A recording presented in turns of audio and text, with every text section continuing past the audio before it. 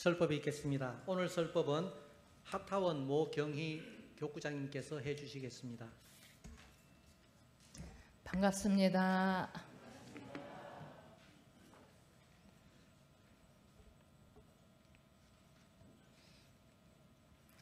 오늘 찬송은 정산종사님이 지으신 그 작사곡이거든요. 저 그 노래를 아주 좋아하는데 가을만 되면 그 노래를 하고 싶은 생각이 드는데 이 더운 여름에 해도 좋습니다. 우리 실습교무 저는 고등학교 졸업하고 바로 출가하라고 하면 절대로 못 할 거예요. 전 내 생에도 아마 그렇게는 못 한다 이렇게 해야겠어요. 근데 고등학교 바로 졸업하고 저렇게 와서 뭐 잠깐 군대 가서 좀 고민했다고 하는데 저렇게 올곧게 잘 가고 있는 모습이 너무 고맙고 대견하고 상근기예요. 제가 보니까 박수 한번 쳐주면 좋겠어요.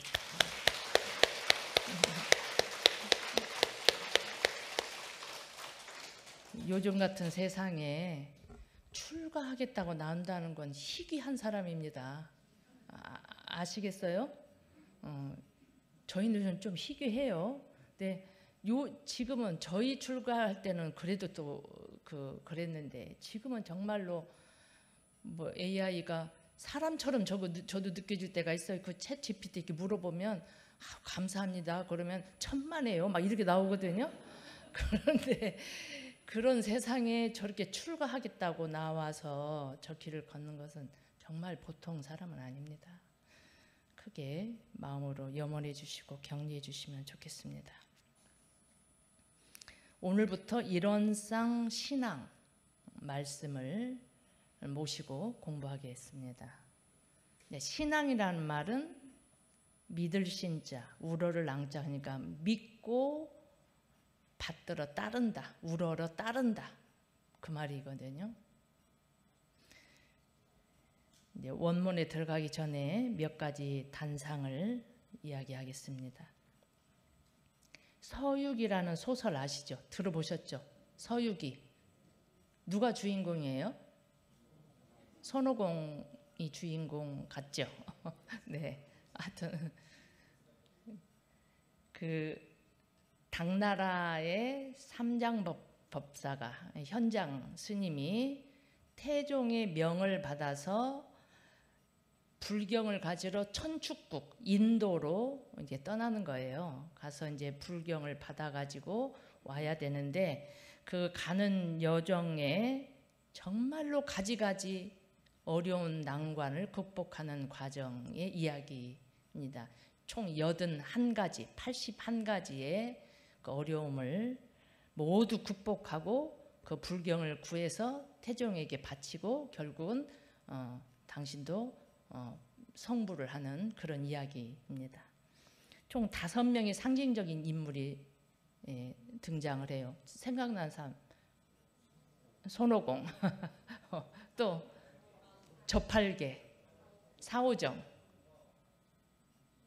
그리고 네? 뭐라고 우마라고 하나요?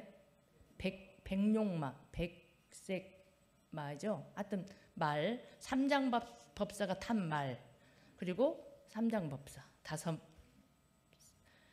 동물까지 합쳐서 5 동물이 등장합니다.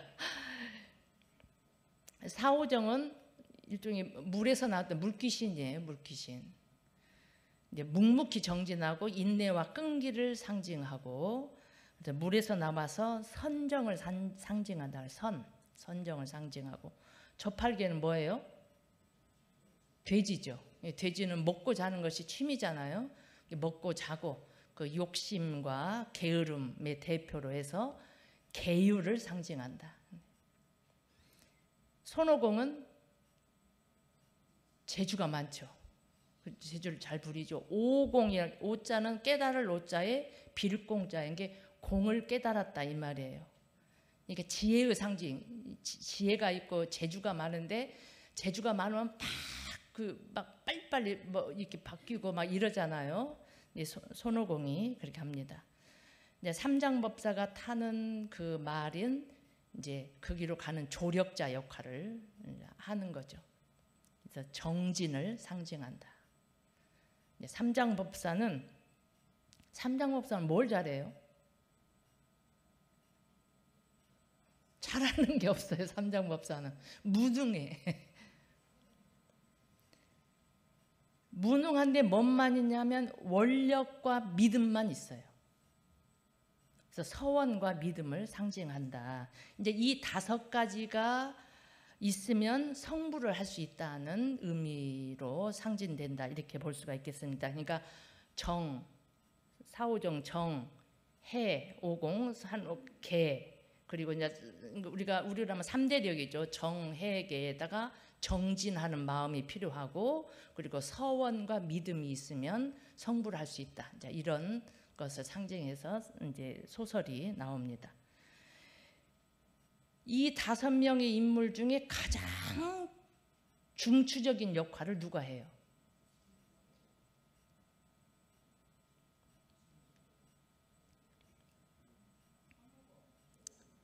네, 손오공이 온갖 재주를 다 부리거든요. 온갖 재주를 손오공이 부리는데 그 81가지 모든 어려움을 극복하는 그 중심에는 삼장법사가 있습니다. 삼장법사는 무능하지만 그 여정 내내 한 번도 그 목적을 잊은 적이 없는 거예요. 목적, 우리로 하면 서원이에요. 설사 죽음이 다가와도 흔들리지 않는 믿음과 원력, 그 서원으로 결국 목적을 달성하고 성불을 하는 그런 이야기입니다. 이게 성불하는 그 여정에 우리가 서원은 성불제 중에 세운다 그러잖아요. 성불제 중의 그 여정길에 가장 중요한 것은 뭐예요? 서원과 믿음입니다.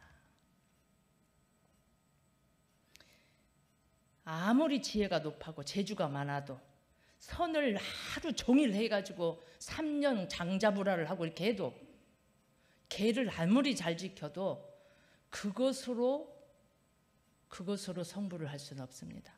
반드시 꼭 있어야 할 중요한 것이 서원과 믿음입니다. 이걸 깊이 새기셔야 되겠습니다. 우리가 불교는 개오종교다, 깨달음의 종교라고 합니다.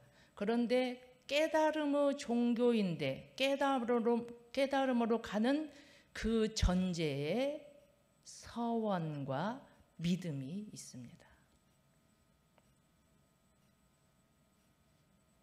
제가 중학교 때 저하고 아주 친했던 친구가 아주 독실한 타 종교 신앙인이었어요.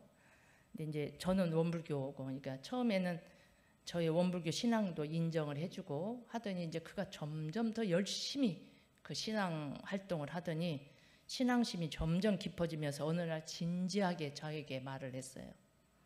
자신이 열심히 신앙할수록 도저히 다른 종교를 용납할 수가 없다. 그러면서 나를 위해 기도한다. 이렇게 말을 해서 제가 고맙다. 열심히 기도해. 이렇게 했어요.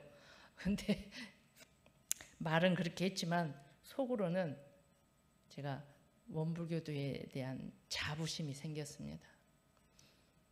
우리는요, 일원은 재불재성의 시민이에요. 우리의 신앙의 대상, 수행의 표본인 일원상은 모든 성자와 모든 부처님의 마음자리입니다. 그러니까 그 종교가 옳은 종교, 옳기만 하다고 한다면 다른 종교도, 다른 종교의 성자도 우리는 받들게 돼 있어요. 이론은 재불재성의 시민이다. 이 말씀을 하셨기 때문에 내가 교법을 더 잘 알고 신심이 더 생겨날수록 다른 성자들도 받드는 마음이 더 생겨납니다. 타당성이 있어야 믿지. 그게 제 오랜 동안의 생각이었었어요. 정산 종사님은 모르고 믿으면 미신이다 그러셨잖아요. 그 말씀에 제가 자부심을 가지고 그래, 타당성이 있어야 믿지. 그게 없이 어떻게 믿냐. 그런 생각으로 논리로 아는데 오랜 시간을 보냈습니다. 제가 이제 출가 생활이 30여 년이 넘으면서 불과 몇 년 전이에요. 불과 몇 년 전부터 믿음이 얼마나 중요한지를 제가 각성하게 됐습니다. 그동안 제가 논리에 떨어져 있었다. 수행도 실행에 치중하기보다는 논리로 접근했었다는 반성을 합니다. 참고서적을 뒤적이고 어설픈 해석과 이론으로 정립하는 데 시간을 많이 허비했다. 이런 생각을 합니다. 법문 말씀을 그대로 믿고 바로 실행하는 데 그동안 노력했더라면 지금의 저보다 훨씬 제가 앞서 있을 것이다는 반성을 합니다. 저는 지금은 믿음이 시작이요 끝이라고 생각합니다. 서원과 믿음은 신앙의 전체입니다. 물론 우리 솔성요론 2조에 보면 10사람의 법을 응하여 제일 좋은 법으로 믿을 것이요 이렇게 했기 때문에 처음 선택할 때는 우리가 비교도 해보고 따져도 보고 이렇게 해야지만 제일 좋은 법이라는 판단이 서서 선택했으면 오직 순일하게 믿음을 세우고 나가는 것이 아주 중요하다. 이런 사람이 최상근기다. 이런 생각을 지금은 제가 확고하게 합니다.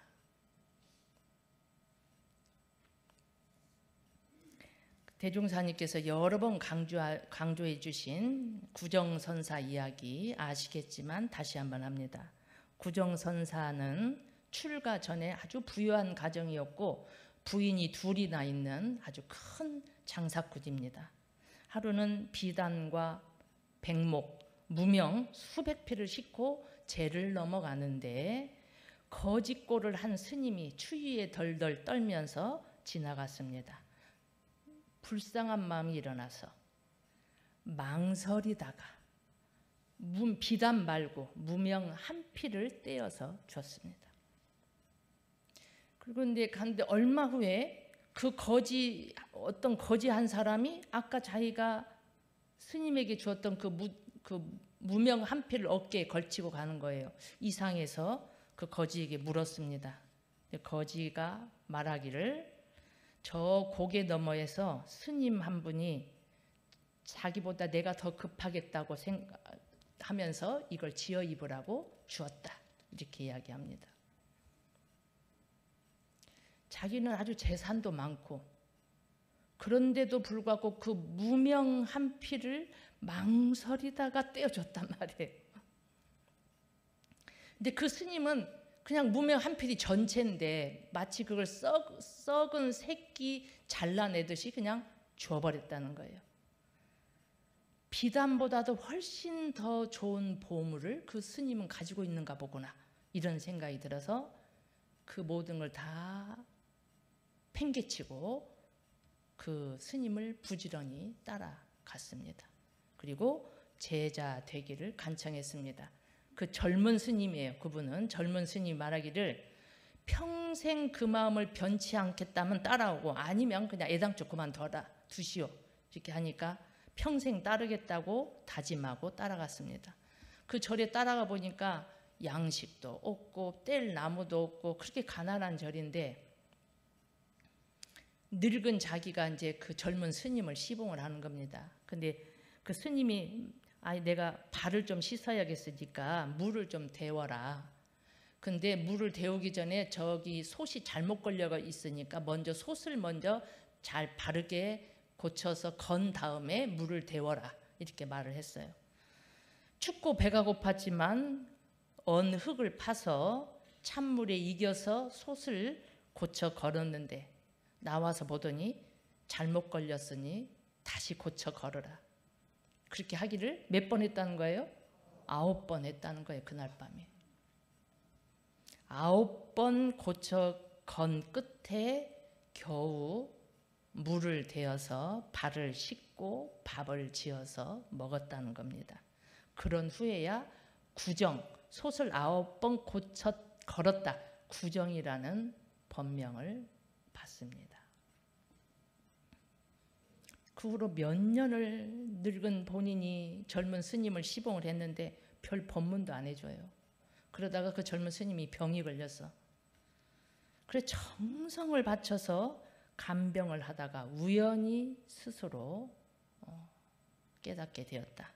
그래서 그 뒤에 모든 사리에 막힘이 없이 그래서 큰 회상을 펴고 수많은 제자를 길러냈다는 이야기가 구정선사 이야기입니다. 이 법문을 대종사님께서 여러 번 하셨습니다. 회보 한번 보시죠. 예보 두 번째 법문 신성품 7장 함께 한번 봉독하십니다. 도가에서 공부인의 신성을 먼저 보는 것은 신이 곧 법을 담는 그릇이 되고 모든 의두를 해결하는 원동력이 되며 모든 계율을 지키는 근본이 되기 때문이니 신이 없는 공부는 마치 죽은 나무에 걸음하는 것과 같아서 마침내 결과를 보지 못하나니라. 믿음은 법을 담는 그릇이 된다. 그거 믿으세요? 그거? 의두를 해결하는 원동력이 된다. 계율도 그 계율 지키기 쉽지 않죠. 그런데 믿음이 있으면 계율을 지킬 수 있다는 겁니다. 정말 무서운 사람은 한번 공부하기로 작정했으면 여기저기 기웃거리면서 해찰하지 않고 그대로 믿고 그것을 실행하는 데 노력하는 사람입니다. 그 사람이 최상근기입니다. 우리가 범하는 오류가 있습니다. 한 목사님이 혼자 등산을 하다가 발을 잘못 디뎌가지고 절벽 아래로 막 굴러 떨어지다가 중간쯤 탁 용케 나뭇가지를 탁 잡았어요. 이제 매달려 있는 거예요. 사람 살려, 저 위에 누구 없어요. 이제 소리를 지르고 또 애절하게 지릅니다. 그러자 저 위에서 이런 소리가 들려요. 아들아 염려 마라, 내가 여기에 있노라 하는 소리가 공중에서 들렸어요. 그 목사님이 누구십니까? 이렇게 하니까 나는 하나님이다 이런 답이 들려왔습니다. 하도 간절하게 부르니까 하나님이 바로 응답을 하신 거죠. 목사님 말하기를 하나님 저를 구해주시면 그 신앙을 위해서 목숨을 바치겠습니다. 내가 신실한 믿음으로 목숨 바쳐 섬기겠습니다. 막 이렇게 했습니다. 그러니까 하나님께서 그래 기특하다. 그러면 내가 시키는 대로 해라. 네가 움켜쥐고 있는 그 나뭇가지를 놓아라. 이렇게 했습니다. 아니 무슨 말씀입니까? 이걸 놓으면 저 죽습니다. 이렇게 하니까 하나님께서 말씀하시기를 아니다. 너의 믿음대로 이루어질 것이다. 믿음을 가지고 그 나무를 놓아라 했어요. 어찌할까요? 어떻게 할까요? 놓아야 돼요. 네. 놓으실 수 있겠어요 그때?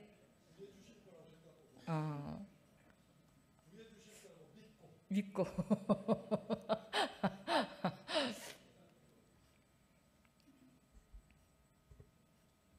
그 목사가 잠시 침묵 끝에 또 소리쳐서 이렇게 말했습니다. 그 위에 누구 다른 사람 없어요. 그렇게 했답니다. 그 제목이요. 그 이야기 제목이 하나님 말고 딴 사람.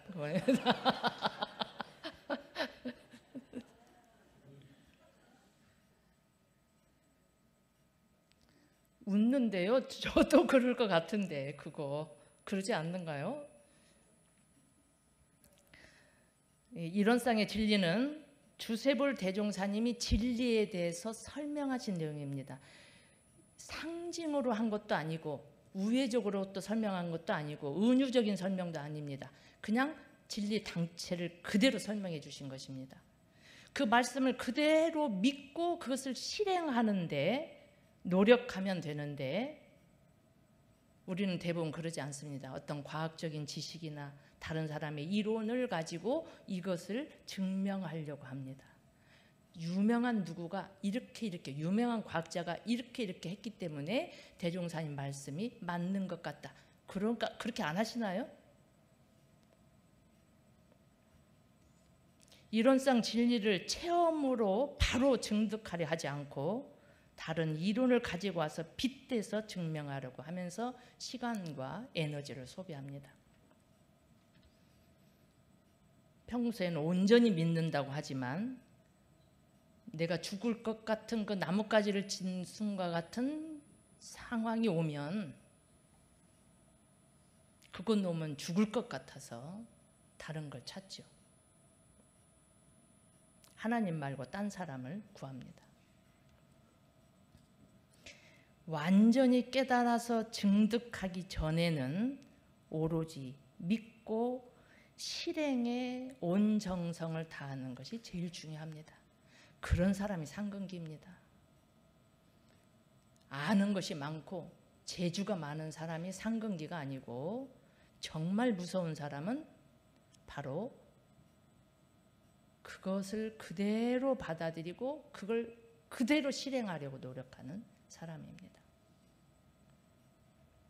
대종사님께서 내 말을 믿고 너의 목숨을 내놓아라 할 때 여한 없이 그러겠다고 따랐던 분들이 누구세요? 구인 선진이십니다.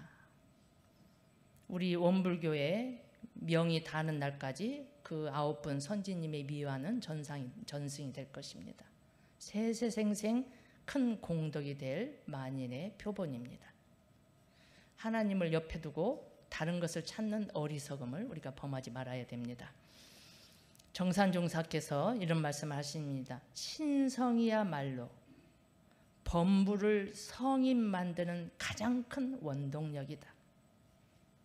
또 뭐라고 하셨냐면 우리가 악도에 떨어지지 않으려면 정견을 해야 하고 정을 해야 되고 정행을 해야 되는데, 그러니까 지금 개정에 3대력을 갖춰야 하는데 이 말이에요. 우리가 악도에 떨어지지 않으면 3대력을 갖춰야 하는데, 그런데 아직 자력이 서지 못했을 때에는 철저한 신성으로 나가야 된다. 믿음이 곧 실력입니다. 믿음이 100이면 깨달음과 같다고 했습니다. 대종사님께서는 우리에게 어떤 형상을 믿으라고 하지도 않았고 언어, 어떤 이름, 명상을 믿으라고 하지도 않았습니다. 우상도 명상도 아닌 진리 당체를 이론상의 진리에 밝혀주시고 이론상 신앙에서 그것을 믿으라고 말씀해 주신 것입니다. 진리 당체를 알려주신 법문이 이론상장이고 그 이론상의 진리를 온통 믿고 실행하라. 그것이 바로 이론상의 신앙이고 실행하라. 이론상의 수행입니다. 제가 이론상 진리는 이론에 대한 설명을 치중하고 그 세부적인 설명을 안 하고 간략하게 뛰어넘은 이유는 이론상의 신앙에 집중하려고 한 것입니다. 정산종사님의 자력이 서지 못할 때는 먼저 철저한 신성을 가져라. 신성이야말로 범부를 성인 만드는 원동력이다. 이 말씀을 깊이 새겨야 할 것입니다. 저처럼 시간과 에너지를 허비하지 마시고 불지에 오르는 지름길로 가셨으면 좋겠다는 생각이 있습니다. 우리 저런 아직 20대 중반의 우리 저런 후배들 보면 시간 허비하지 말고 바로 지름길로 갔으면 좋겠다는 마음이 생깁니다. 그런 마음으로 이론상 신앙장을 공부하시면 좋겠습니다. 우리가 다시 한번 믿음을 고추 세우고 청정한 마음으로 우리 회보 첫 번째 법문을 봉독하고 마치겠습니다. 일원상의 신앙 천천히 의미를 새기며 대종사님이 이 자리에서 지금 우리에게 내려주신 법문이라 생각하고 봉독하시면 좋겠습니다.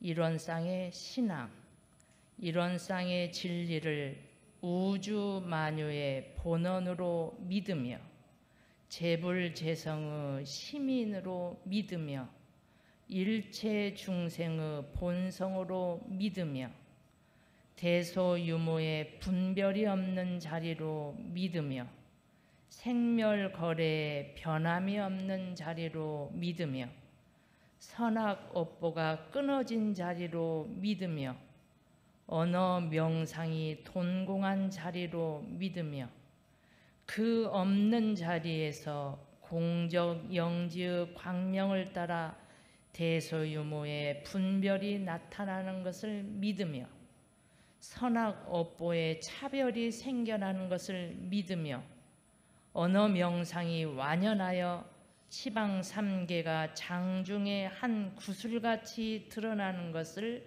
믿으며 진공묘유의 조화는 우주만유를 통하여 무시광겁에 은현자제하는 것을 믿는 것이 곧 일원상의 신앙이니라. 다음 시간에 이어서 하겠습니다.